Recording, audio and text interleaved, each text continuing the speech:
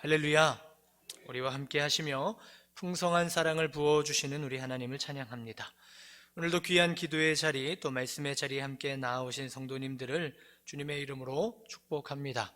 말씀의 자리로 함께 나아갈 때에 우리 주님께서 큰 은혜 부어주실 줄 믿습니다. 우리 함께 예배하는 홍광의 가족들을 격려하며 서로 축복하겠습니다. 우리 좌우 앞뒤 보시면서 하나님께서 우리를 사랑하십니다. 하나님을 기대합시다. 감사합니다. 우리는 사순절을 보내고 있습니다. 매년 돌아오는 시간 같지만 매년 같은 느낌일 수 없는 것은 사순절이 우리의 부족한 부분들을 늘 새롭게 발견하도록 또 인도하기 때문인 것 같습니다. 여러분 매일 말씀 묵상 잘 하고 계시지요? 하나님의 말씀은 참 신비하다는 생각이 듭니다. 이 말씀을 묵상하면서 주님 앞에 나아가면 어떤 때에는 위로와 평안과 기쁨을 주시기도 하고 또 어떤 때에는 담대한 마음과 확신으로 채워주실 때도 있습니다. 분명히 내 마음에는 두려운 일이 가득했는데 분명히 마음 안에 염려가 있었는데 상황은 그렇게 좋지 못하고 걱정되는 일들이 많은데 말씀을 묵상하면서 주님을 바라보면서 어디에서 왔는지 알 수 없는 확신과 용기와 담대함이 우리의 마음에 솟아나기도 합니다. 그런가 하면 또 말씀이 우리를 찌르고 아프게 하고 고발할 때도 있지요. 아무에게도 보여주지 않은 우리 마음속의 욕망의 모습들, 이기심과 탐욕과 내 마음대로 하고자 하는 마음과 죄악된 생각과 습관들이 우리에게 있을 것입니다.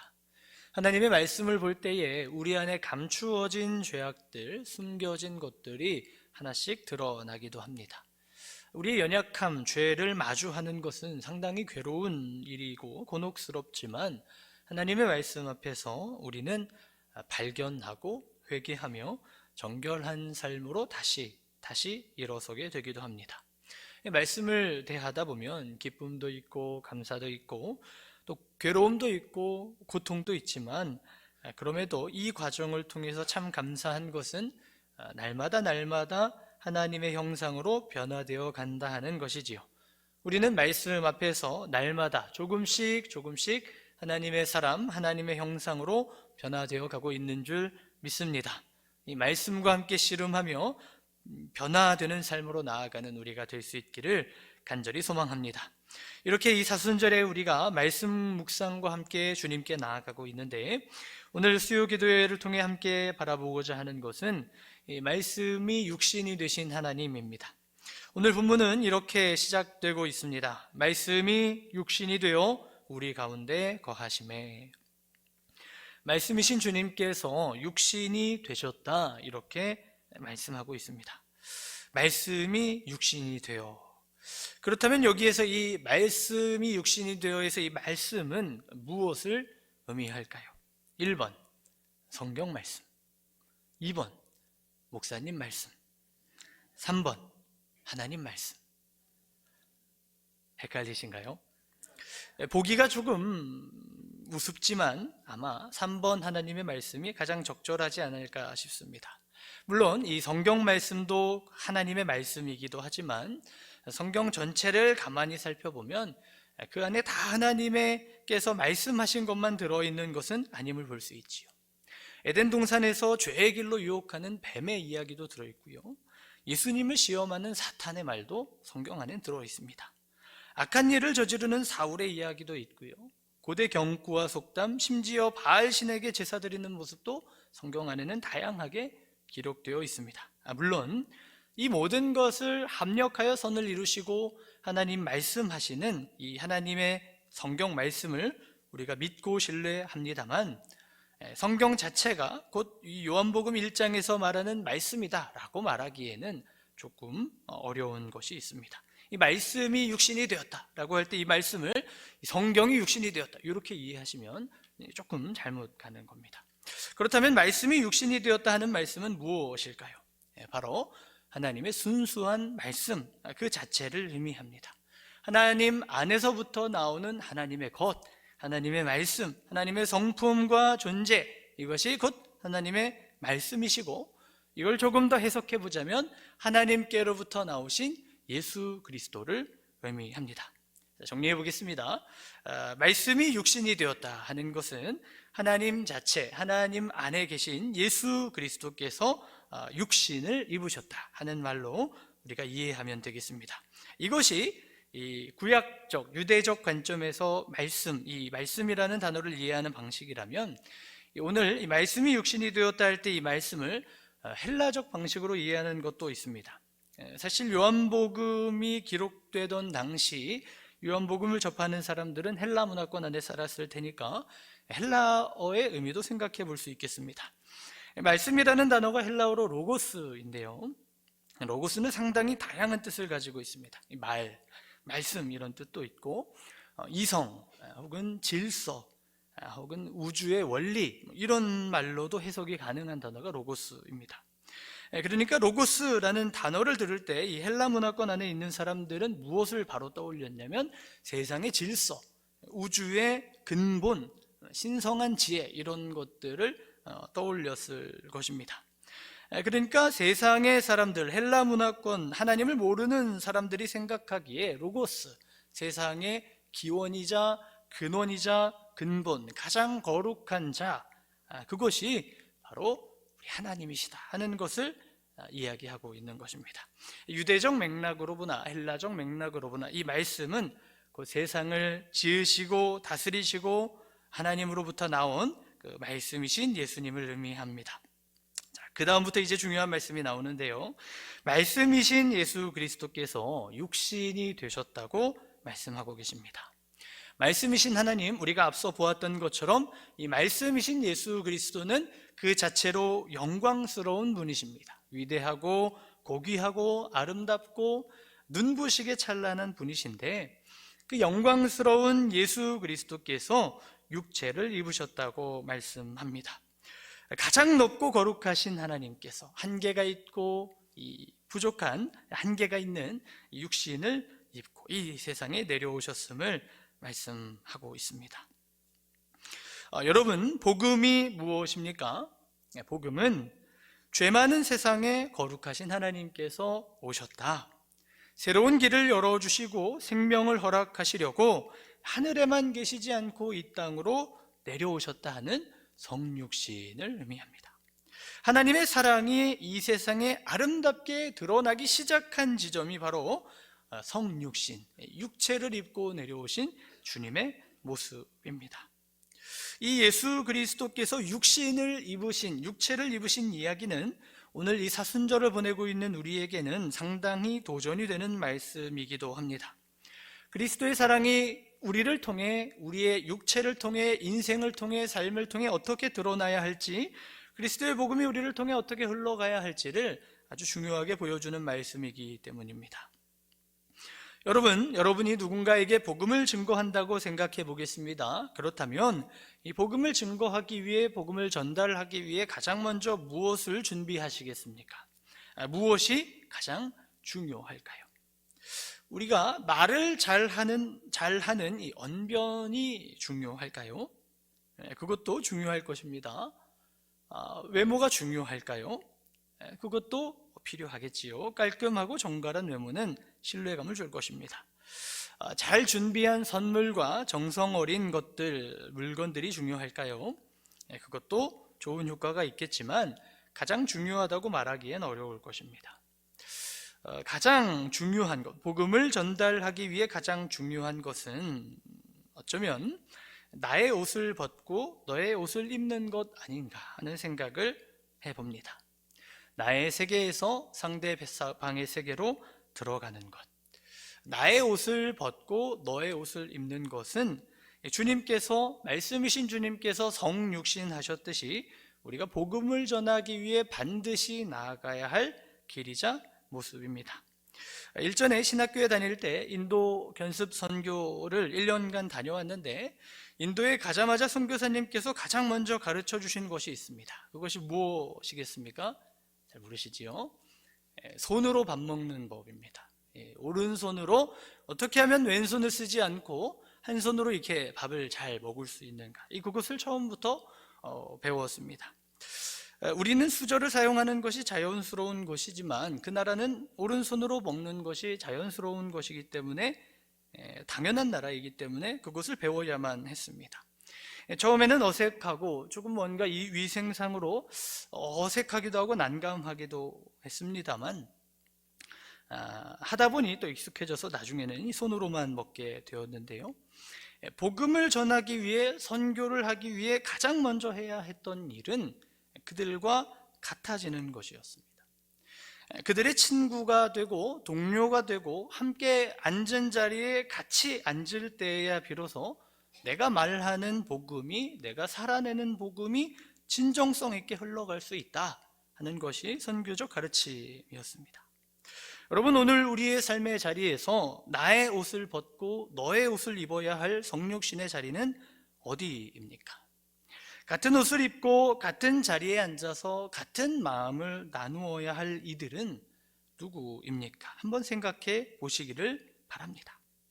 혹시 우리가 지금 입고 있는 우리의 옷만을 고집하고 있었다면, 혹시 우리가 높은 곳에만 앉아 있었다면, 이제는 이 땅에 내려오신 예수님처럼 우리도 함께하는 자리로 내려가는 우리의 신앙의 자리가 될 수 있기를 소망합니다.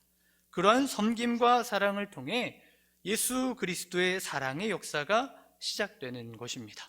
간절히 바라기는 이 사순절, 성육신의 정신을 가지고 겸손히 낮은 곳으로 내려가는 우리의 삶, 우리 신앙의 자리가 될 수 있기를 소망합니다.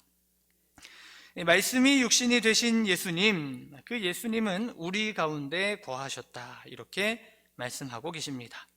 우리 가운데 거하셨다라는 말씀을 직역해 보자면 장막을 치셨다, 이렇게 해석이 됩니다. 장막을 치셨다. 하나님께서 우리 가운데 장막을 치셨다. 여러분, 장막을 친다고 하면 무엇이 떠오르십니까? 구약의 성막을 아마 떠올릴 수 있을 것입니다. 이스라엘 백성들이 출애굽하여 홍해를 건너고 시내산까지 도달했습니다. 거기에서 하나님의 율법을 받는데요, 율법을 받는 중에 상당한 분량으로 기록되어 있는 것이 바로 성막, 회막의 이야기입니다. 하나님께서 가르쳐 주신 양식대로 성막을 만들고 그곳에 성소와 지성소를 구분하고 하나님께 제사를 드리며 하나님께 나아갔던 장소이지요. 무엇보다 이 성막의 중요한 의미는 하나님께서 이스라엘 백성과 함께 살아가고 싶으시다는 의미였습니다. 출애굽기에서 성막을 이렇게 말씀하는데요, 우리 출애굽기 29장 45절 46절을 우리 화면을 보시면서 함께 읽겠습니다. 내가 이스라엘 자손 중에 거하여 그들의 하나님이 되리니 그들은 내가 그들의 하나님 여호와로서 그들 중에 거하려고 그들을 애굽 땅에서 인도하여 낸 줄을 알리라. 나는 그들의 하나님 여호와니라. 아멘. 내가 이스라엘 자손 중에 거하여 하나님 여호와로서 그들 중에 거하려고, 하나님께서 성막을 만드신 이유는 이스라엘과 함께 거하기 위해서, 이스라엘 백성과 함께 살아가기 위해서 성막을 만드셨다는 뜻입니다. 성막을 짓게 하신 이유는 딱 하나입니다. 하나님이 이스라엘과 함께하고 싶으시다. 성자 예수님도 마찬가지이지요. 말씀이 육신이 되어 우리 가운데 거하심에 육신이 되신 주님께서 이 땅에 내려오셔서 함께 거하십니다. 우리와 함께 살아가고 우리와 함께 삶을 나누며 살아가십니다. 저 멀리 저 하늘에만 계시지 않고 우리와 같이 호흡하고 같이 웃고 같이 울고 같이 걱정하면서 함께하고 계신다는 사실입니다. 구약 성경의 호세아서를 보면 하나님의 사랑, 하나님의 마음이, 심정이 적나라하게 드러나 있습니다. 하나님께서 호세아에게 말씀하십니다. 너는 가서 음란한 여인을 아내로 맞아 결혼을 하라. 호세아는 음란한 여인인 고멜을 아내로 맞이합니다. 그러나 이 여인은 음란한 여인이라 다른 남자를 찾아갑니다. 호세아를 버리고 또 다른 남자를 찾아가지요.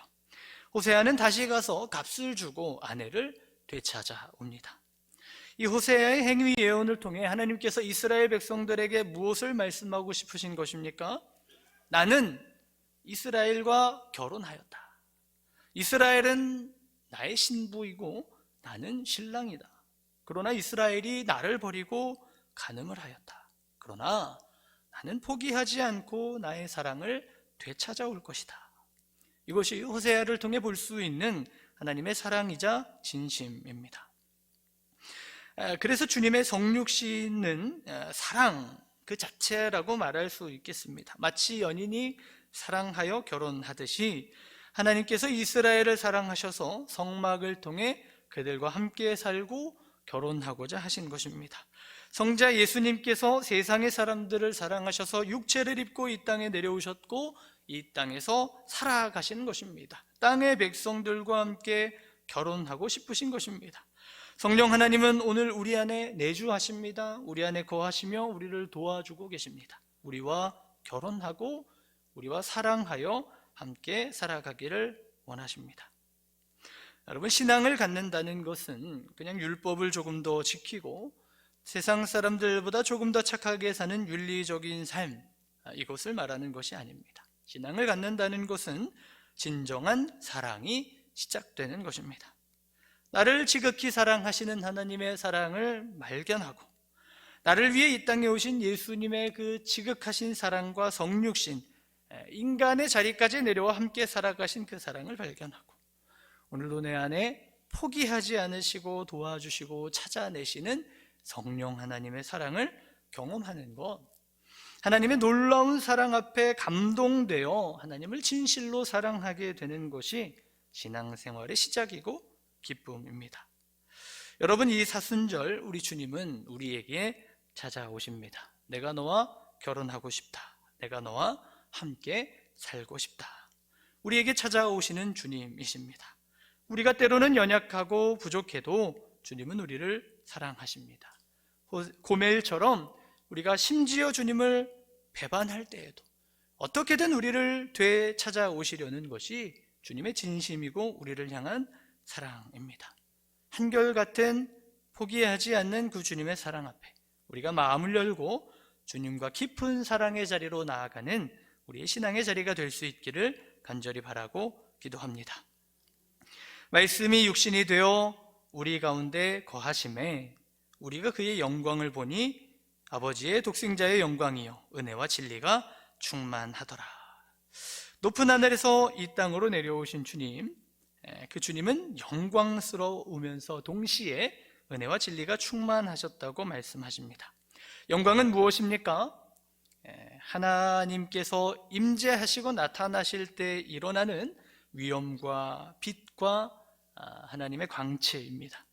그래서 영광이신 하나님, 거룩하신 하나님께서 임하시면 그 하나님의 영광 앞에서는 멀쩡히 서 있을 수 있는 인간은 단 한 사람도 없습니다.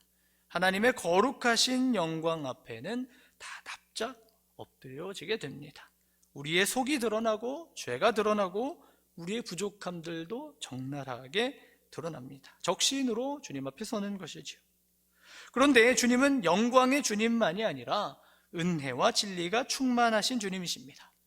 이 말씀은 출애굽기 34장 6절과 연결되는 말씀인데요, 우리 출애굽기 34장 6절 말씀을 함께 읽겠습니다. 여호와께서 그의 앞으로 지나시며 선포하시되 여호와라 여호와라 자비롭고 은혜롭고 노하기를 더디하고 인자와 진실이 많은 하나님이라. 아멘.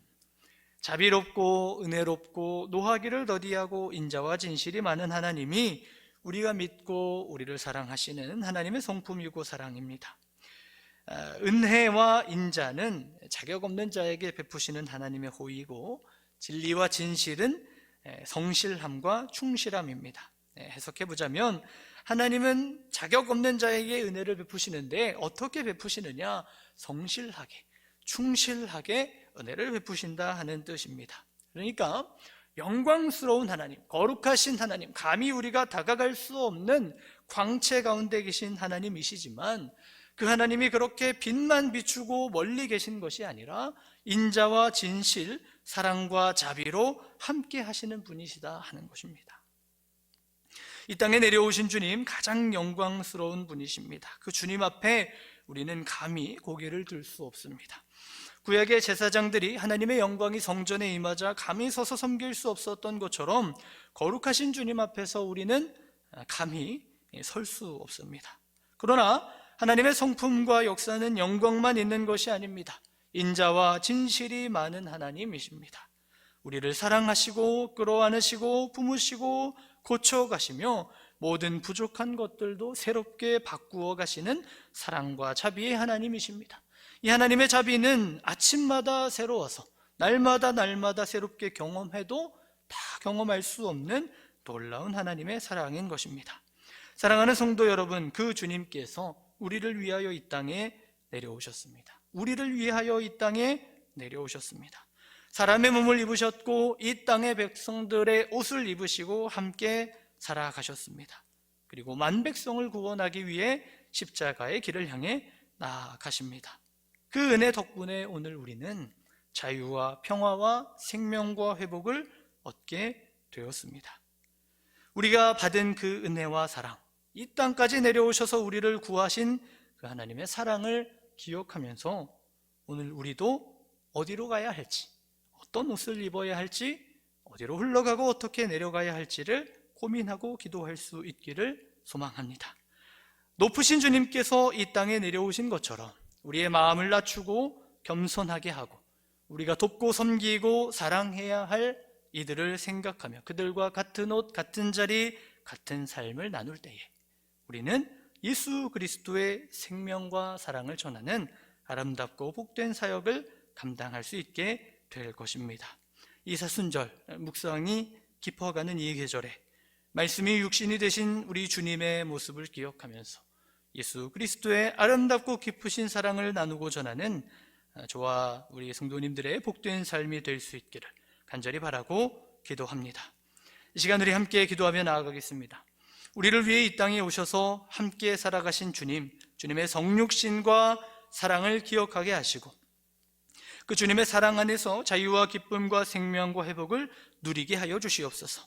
예수님처럼 우리도 낮은 곳으로 향하게 하시고 나의 옷을 벗고 상대의 옷을 입고 친구가 되며 참 사랑을 실천하는 이 성육신적인 삶을 살게 하여 주시옵소서. 우리 함께 기도하겠습니다. 우리 합심하여 주여 한번 외치고 기도하며 나아가겠습니다.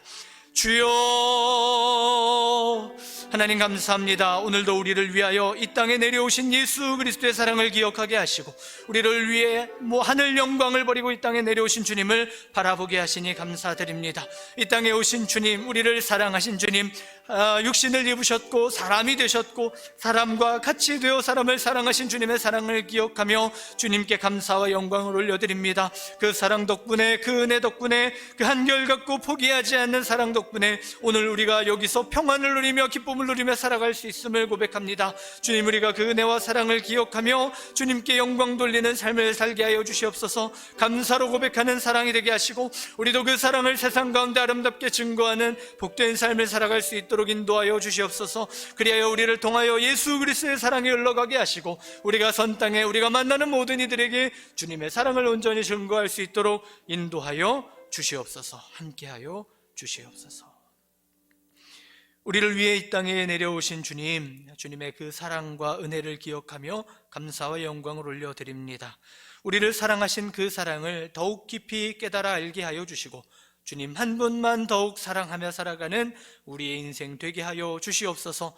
받은 은혜만큼, 받은 사랑만큼 우리도 나눌 수 있게 하시고 우리가 어디로 가야 할지, 어떤 옷을 입어야 할지 주님 가르쳐 주시고 인도하여 주셔서 사랑하며 섬기며 겸손한 마음, 사랑하는 심령으로 살아갈 수 있도록 인도하여 주시고 그 사랑을 통하여 우리가 만나는 모든 사람들에게, 우리가 거하는 모든 땅에 예수 그리스도의 아름다운 사랑을 증거하는 복된 삶을 살게 하여 주시옵소서. 함께 하시고 도우시는 주님께 감사를 드리며 예수 그리스도의 이름으로 기도드립니다. 아멘.